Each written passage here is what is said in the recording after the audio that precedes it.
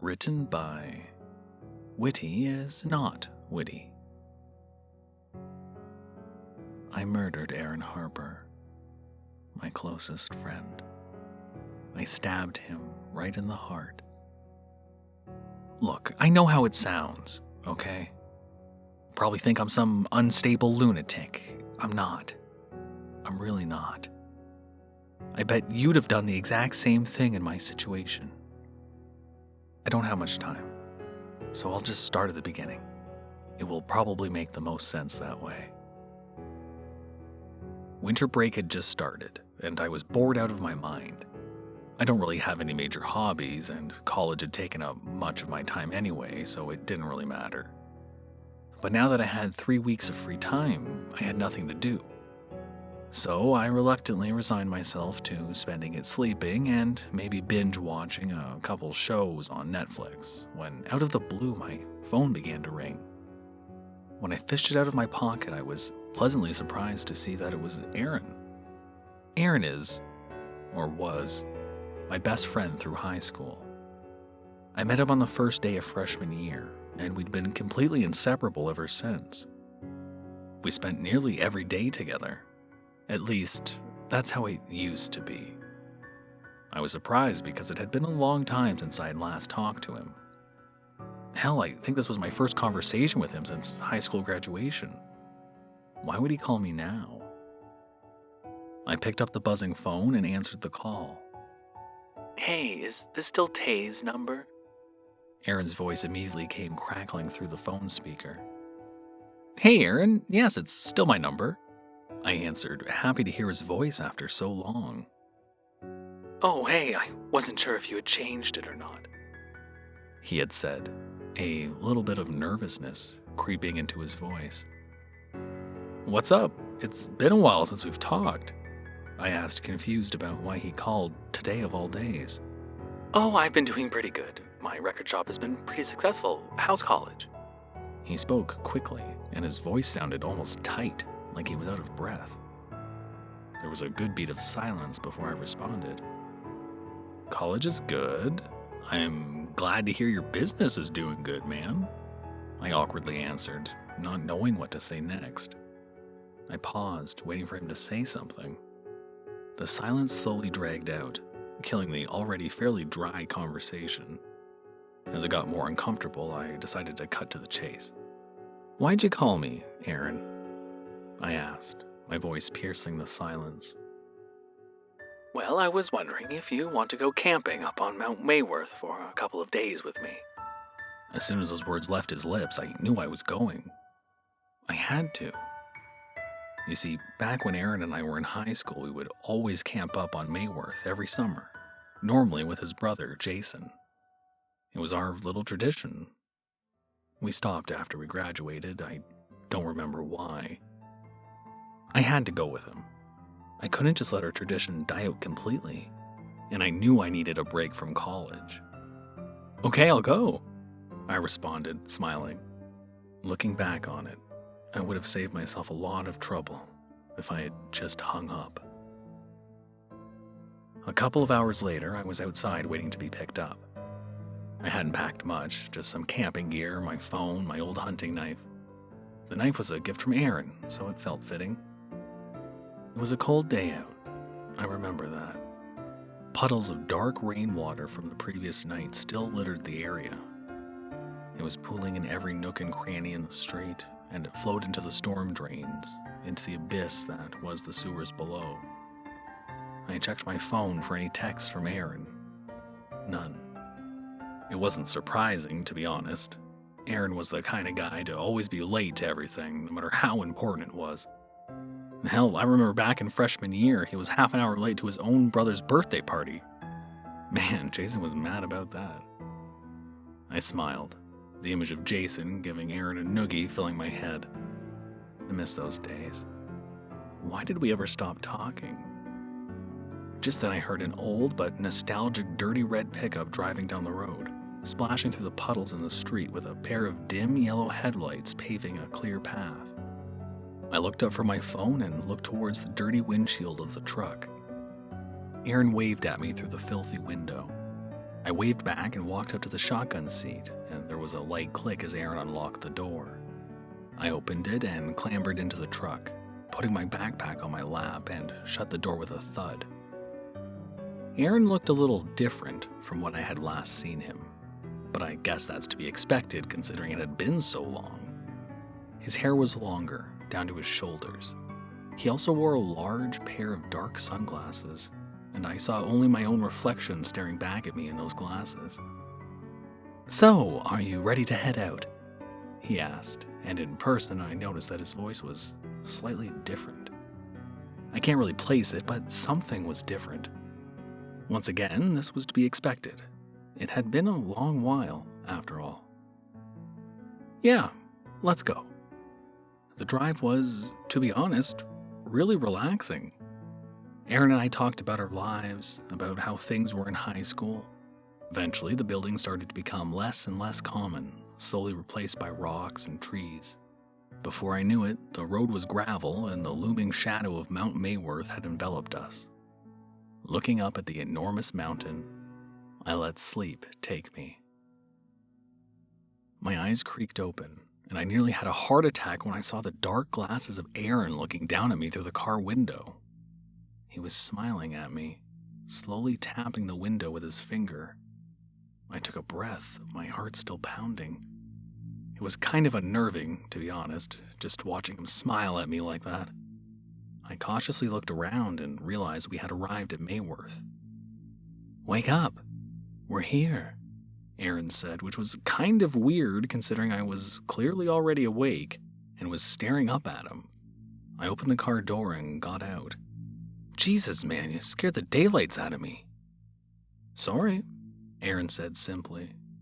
I had a feeling he wasn't being sincere, so I decided to drop it because we were losing daylight. We didn't waste any more time and immediately set out hiking up to our usual spot. The hike was easier than I remembered, and soon we reached a small clearing that was full of many memories of our past excursions. It felt good to be back. We had just gotten there before night came, and managed to set up 2 tents and a campfire before it started getting dark. The mountain was exactly how I remembered it. The trees danced silently in the wind. The campfire crackled and licked at the air. I took a deep breath of the crisp mountain air and smiled. I think a break from everything was just what I needed. I gotta remember to thank Aaron later for inviting me. Speaking of Aaron, he emerged from his tent after unpacking. He still had his sunglasses on, and he was watching me sit by the fire. He had this big, giddy smile on his face. Same kind of smile he had when he smiled at me through the car window. "Having fun?" he asked, grinning at me. Yes?" I responded slowly, getting a little uncomfortable with how he was smiling at me. He scratched at his neck, then slapped it. He grinned at me, then slapped it again. "You okay?" I asked him. Yeah. That's when I noticed something strange. His neck, it was rippling. The skin bulged slightly, and he was trying to slap something underneath back into place. I blinked in surprise and his neck appeared normal. No bulge, just a small red lump. "Damn mosquitoes," he muttered, adjusting his sunglasses. Had I just imagined that? What the hell was that? He took a step towards me and I felt a spike of adrenaline rush through me. I took a step back from him instinctively and took a breath. "Hey, are you all right?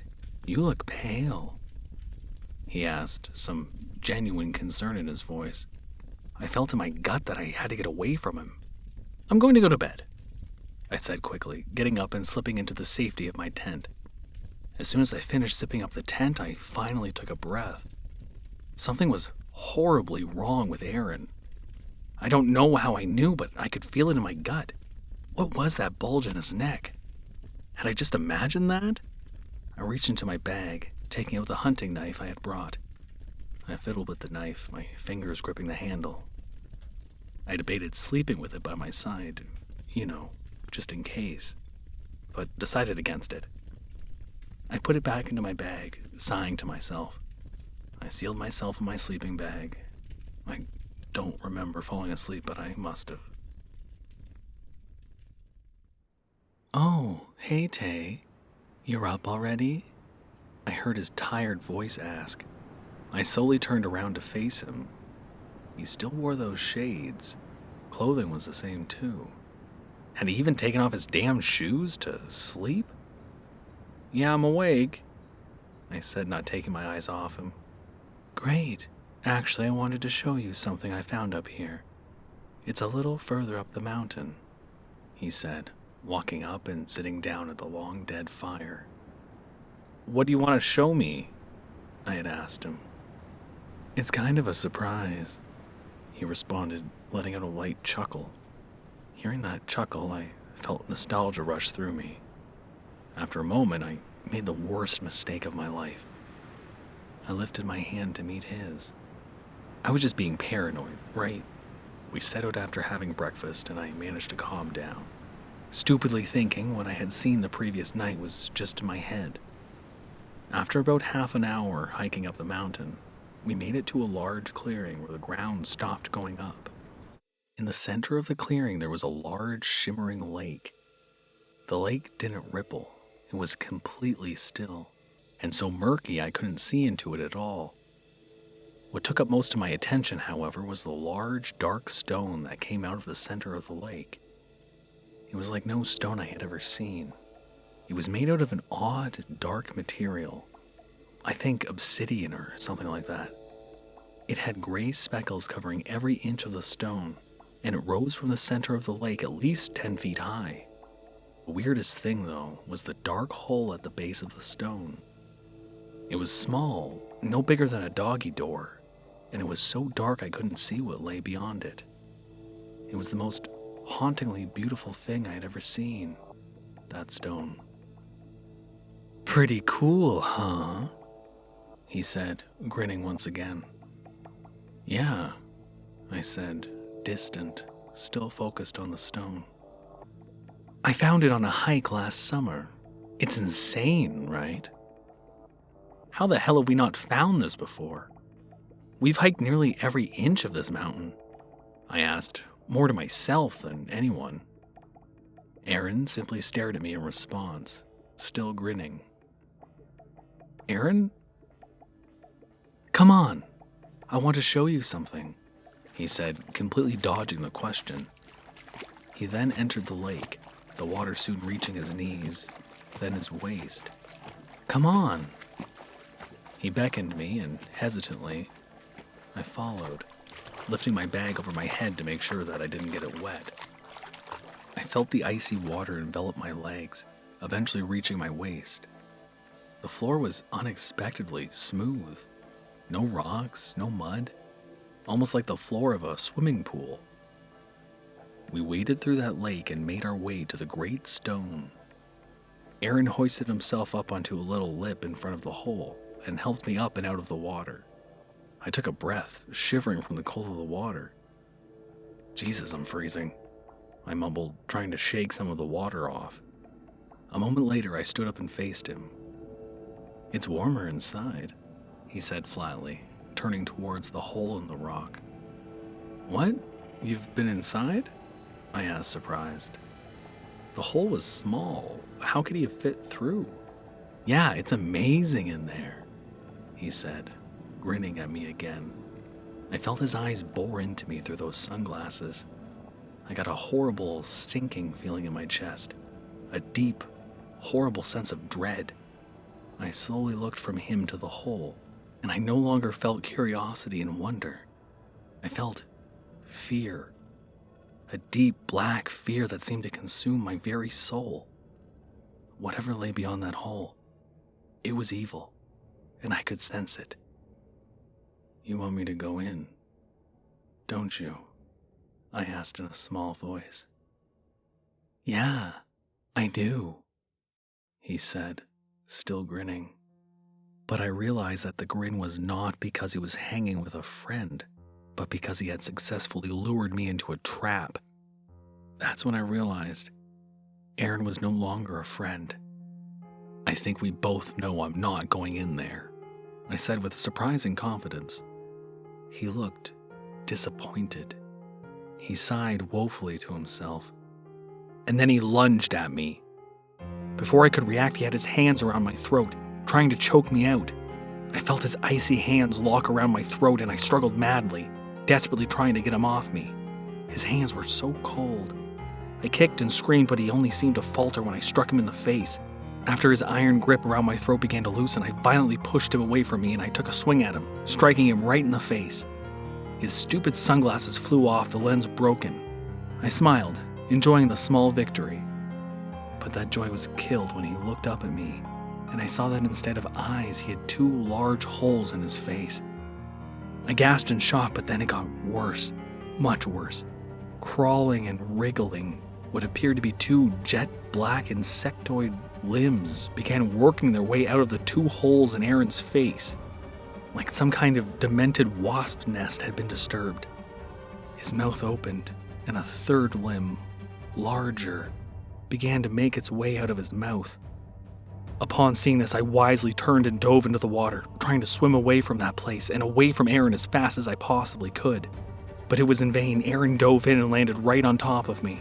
I felt the wind get knocked out of me and my mouth filled with icy water before I could force it closed. I felt Aaron hold me under the water, pressing my head down. Aaron always was stronger than me, even back in high school. I thrashed madly, but I eventually gave up, realizing that this is how I would die. Then everything slowly turned black. I didn't expect to wake up, but I did. I couldn't see at first. Everything was dark. I was lying on something cold and hard. I slowly tried to get up in order to get my bearings, but I ended up knocking my head on something only 3 feet up. As my eyes adjusted to the darkness, I realized that I was in a room of some kind. It was a large, circular room. The ceiling only went about 3 feet up, making it impossible to stand. The entirety of the walls, the floor, and the ceiling were made up of that same kind of stone from the massive black stone in the lake. The only light in the room was a soft, glowing, fluorescent blue color radiated from the spaces where the floors met the walls. Small blue pale pods clung to the ceiling randomly. They were tiny, pea-sized, and seemed to grow in clusters. They smelled awful and looked slimy. I decided not to touch any. Even with this light, it was difficult to see. I was in the middle of the room, and around 10 feet ahead of me was Aaron, on all fours faced away from me. That wasn't the weird part, though. The weird part was that he was on the ceiling. After a quiet, tense moment, I knew that Aaron, or whatever the hell it was, didn't know I had awoken yet. Maybe it thought it had killed me. Doesn't matter now. All that mattered is that I had a window of opportunity to get the hell out of there. I looked around for any kind of exit, anything. My eyes scanned the left side. Nothing. Nothing besides. Are those bones? I didn't think about it. I scanned the right, and there it was, a small hole in the wall that led to an exit, maybe, hopefully. I slowly began to make my way towards the hole, avoiding the pale blue pods, but it was like a minefield. Just one step at a time. I could feel my pack scraping against the ceiling. Just one step at a time. I tried to hide the sound of my terrified breathing. Just one step at a time. I could hear him scratching at the cavities where his 2 warm brown eyes should have been. I was just 3 steps to salvation. 2 steps. Then, a crack shattered the silence, and my hope of escaping without being spotted shattering along with it. I slowly forced my head to look down. I had broken some kind of bone. I think it had once been a finger. I looked back at Aaron, and jumped back screaming when I found him mere inches away. Had he known I was awake the whole time? He skittered towards me, mouth wide open. I lifted my boot-clad foot and kicked him in that mouth. He fell back, a shriek escaping his mouth. I kicked him again. Then I kicked him a 3rd time, and I felt his nose flatten against my boot. Aaron let out a much more human-sounding scream, and I crawled madly through the hole. The hole led into a tunnel. I could hear him screaming behind me. I crawled and clawed up the steady incline of the tunnel. I didn't care when I felt the cloth and skin tearing off my knees and my elbows. He was getting louder. I don't know how anyone could ever scream so loud. Looking back on it, I didn't even feel like I was in control, like some primitive survival instinct took over and I was just in the back seat. I only really noticed the pain when I crawled out of the tunnel and into the light and saw how badly I was bleeding. The light itself was blinding at first, but soon I realized I was back on the rock in the lake. Aaron must have dragged me down there when he thought I was dead. I didn't waste time. I couldn't. I dove into the water and bit down the pain I felt from the agony of my cuts touching the water. I swam as fast as I could away from that hell, but I heard a splash in the water. He was coming after me. I had just barely reached the shore when his fingers snatched my ankle. I yelled and kicked at his fingers. I heard one of his fingers break, but he didn't let go. Aaron tried to drag me back into the depths of the lake, back towards the stone. No, I screamed. I kicked and clawed. By some miracle, I managed to slip out of the boot he gripped and got up and bolted into the forest. My entire body felt like it was on fire. Blood ran down my arms and my shins. Never in my entire life had I ever ran as fast as I ran then. But it was inevitable. Aaron caught up to me. He clawed at my pack, managing to grab some of the straps. I felt myself get ripped back, and Aaron started whipping me around like a rag doll. He had some kind of supernatural strength because he was so strong that when he lifted me, my feet didn't even touch the ground. When he finally threw me, I flew through the air for a long second, feeling my heart go up into my throat before crashing into the ground. Gasping and coughing, I got up. Aaron looked even worse than before. I could see his purple and blue veins bulging beneath his skin, and they were moving, writhing and wriggling like worms or snakes under his skin.